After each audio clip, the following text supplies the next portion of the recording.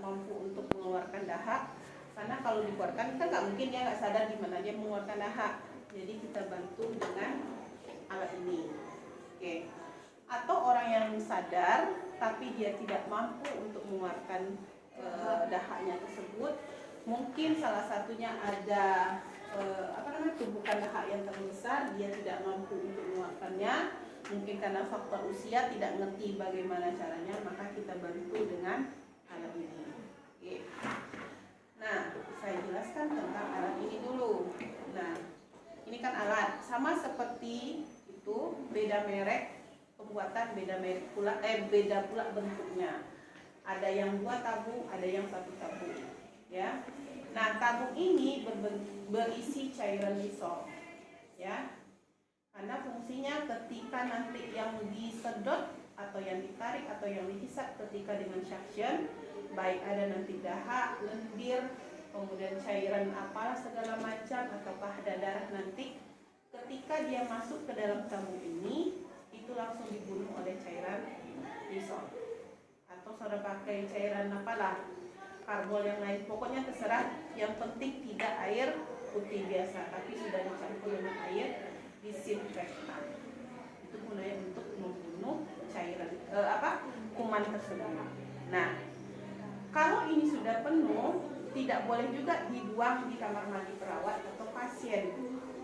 Yang membersihkan ini adalah memang bagian alat yang ada di rumah sakit. Dia membawa ini ke ruangan tempat cuci alat, di mana cairan yang mau dibuang itu di ruangan dia. Jadi ketika dia datang, ini alat sudah terisi lagi dengan air yang bersih dengan cairan disol di dalam ini. Jadi intinya ini tidak boleh terbuka. Kalau ini terbuka, itu kuman bakterinya bisa keluar, bisa menjadi infeksi terhirup segala macam oleh yang ada di sekitar ini. Jadi pastikan ini tertutup rapat. Nah, kemudian di sini ada nih berapa kekuatan yang akan saudara pakai. Nah, ini berfungsi untuk ada dia mana on-off-nya nih? Belakang bawah. Nah, ini on-off-nya. Nah, ini untuk menentukan berapa tekanan atau kekuatan yang saudara pakai ketika saudara melakukan suction. Ya, nanti keluarnya di sini nih berapa tekanan yang bisa dilihat di sini. Nah, untuk suction, nah ini juga berbeda. Kalau ini biasanya dipakai untuk bayi. Kalau orang dewasa, sambungannya ini agak lebih besar sedikit, ya. Jadi pastikan pemakaian selang ini disesuaikan dengan usia, ya, atau umur. Nah, di sini ada nih tutup klepnya dari sini, ya. Ketika saudara menghisap yang ada di hidung ataupun di mulut, ini wajib tertutup. Jadi oksigen nggak ada masuk. Jadi ketika ini nanti tidak menghisap, mau saudara begini kan nggak apa-apa, mau ini buka juga nggak apa-apa, ya. Tapi intinya ketika saudara nanti menghisap, ini tertutup rapat supaya apa? Tekanan hiasapannya kuat dibanding kalau ini saudara buka, ini bisa jadi yang saudara sedot keluarnya di sini, nggak masuk ke sini. Paham? Ya. Nah, kemudian setiap saudara melakukan suction itu wajib saudara bersihkan dia. Kalau ada Aquades lebih bagus, ya. Misal nggak ada NaCl, Bu, ya oke lah. Ya, yang terpenting itu ketika sudah suction, ambil foam yang berisi cairan. Ini saudara bersihkan dan ini tertutup. Nah, jadi disedotnya cairan itu supaya apa? Lendir yang ada di sepanjang ini masuk ke sini dan tidak ada yang tersisa. Sama seperti NGT, ya kan? Sama saudara masukkan air putih untuk membilas saluran NGT tersebut. Supaya apa? Tidak ada binatang, biasanya semut nih yang biasa masuk ke dalam saluran ini. Nah, Kalau makanan is oke, masih bisa. Ini kotoran, apa yang akan terjadi? Takutnya nanti apa? Nggak nampak sama saudara di sini apa namanya ini? Semut. Tiba-tiba semut itu masuk ke dalam otak saudara. Nah, apa yang akan terjadi? Mengganggu nih otak saudara karena ada binatang, bisa infeksi dia di dalam sana. Makanya setiap kali saudara melakukan suction, wajib saudara bilas dengan NaCl atau aqua. Nggak ada kedua-duanya Bu di rumah sakit itu semiskin-miskinnya Bu dengan air hangat. Ya, semiskin-miskinnya rumah sakit nih misalnya.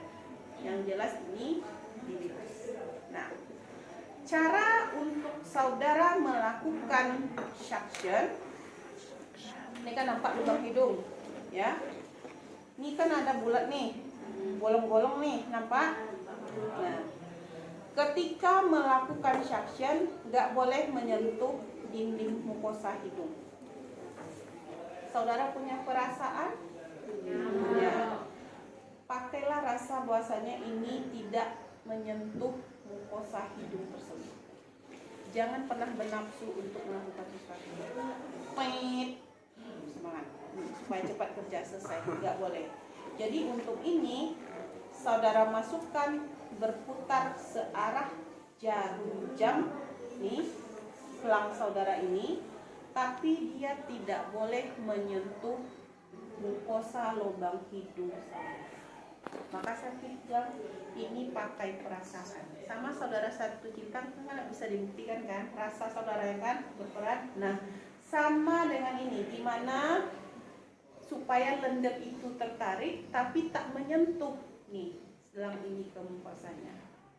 Maka saya bilang ini tidak bisa satu kali latihan, berkali-kali. Paham? Kenapa nggak boleh Bu? Ini bisa menyebabkan terjadinya iritasi. Karena ini ada listrik yang berperan. Kalau ini saudara sentuh, bisa berdarah, bisa infeksi. Makanya ketika ini pakai perasaan dan ini diputar. Kenapa Bu? Sifat saudara membersihkan hidung. Nah, cobalah saudara putar-putar hidung jari saudara ketika membersihkan hidung itu kan terbawa semuanya kayak tornado. Tapi kalau satu sisi yang saudara bersihkan, sisi yang lain kan nggak terangkat kan? Maka cobalah saudara putar-putar. Nah, itu terbawa sampai ke dalamnya. Ya kan?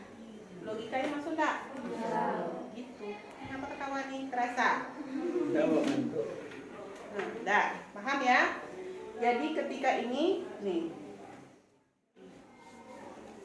Lihat kalau dia pasiennya sadar, saudara akan lihat responnya agak merinding sedikit. Ya. Jadi pada saat melakukan ini, komunikasi dengan pasien. Sedikit ya Pak. Nah, kalau rasa sakit, tarik nafas dalam. Nah, kalau rasa kesakitan, jangan saudara sambung juga di hidung itu, pindah hidungnya.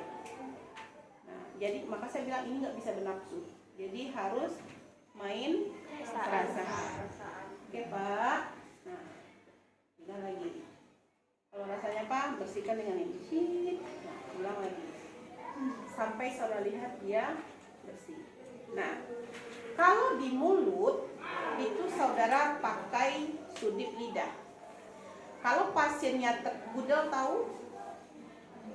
Gudel, coba saudara lihat di handphone saudara masing-masing. Gudel. Kalau saudara sinetron Indosiar, tahu saudara tuh gudel tuh, pernah lihat?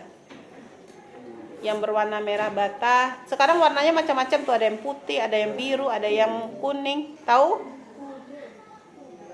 Ada? Gu, bukan udel. Gudel, gu. Dah. Nah, itu kan melengkung di ujungnya. Nanti saudara belajarnya di KGD. Jadi ketika melengkung, saudara masukkannya melengkung seperti ini. Nah, ketika melengkung, tiba di dalam baru saudara putar. Jadi yang lengkungan tadi di ujung, disesuaikan dengan anatomi sistem pernapasan. Jadi memasukkan lengkung itu masuk, ketika di dalam berubah dia seperti ini. ya kan? Kalau saudara pecinta Indosiar ada tuh. Nah, kalian pecinta Indosiar. Nah, kan terpasang di mulut kan? Nah, kalau ada gudel enak membersihkan di sini, di dalam ini. Ya.